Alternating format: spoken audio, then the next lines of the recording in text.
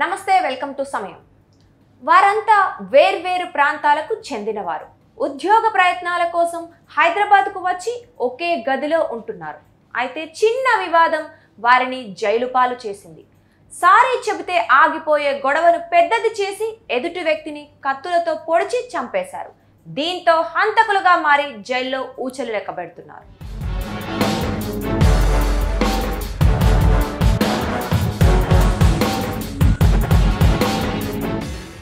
బేగంపేట బాలరాయి సమీపంలోని అంబేద్కర్ నగర్లో బి రాజు యాదమ్మ దంపతులు నివాసం ఉంటున్నారు.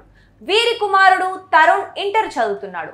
మంగళవారం రాత్రి 10 గంటల సమయంలో సమీపంలోని పాన్ దుకాణానికి వెళ్ళాడు. అక్కడే ఉన్న ఓ యువకుడి భుజం తరుణ్కి తగలడంతో ఇద్దరి మధ్య వాగ్వాదం జరిగింది.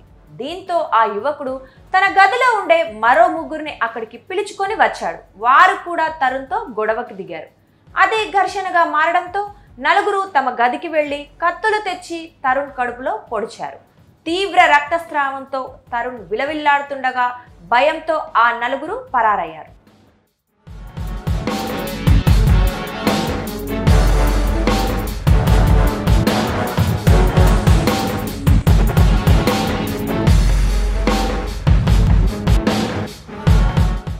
స్థానికుల సమాచారంతో తరుణ్ తల్లి యాదమ్మ వెంటనే అక్కడికి చేరుకొని కుమారుడిని గాంధీ ఆసుపత్రికి తరలించింది. అయితే రక్తం అధికంగా పోవడంతో తరుణ్ అప్పటికే చనిపోయినట్లు డాక్టర్లు నిర్ధారించారు. యాదమ్మ ఫిర్యాదు మేరకు బేగంపేట పోలీసులు కేసు నమోదు చేశారు. నిందితులను వరంగల్ జిల్లాకు చెందిన శివశంకర్, తరుణ్, జహీరాబాద్కు చెందిన పండు, సాయి కిరణ్ గా గుర్తించి అదుపులోకి తీసుకున్నారు.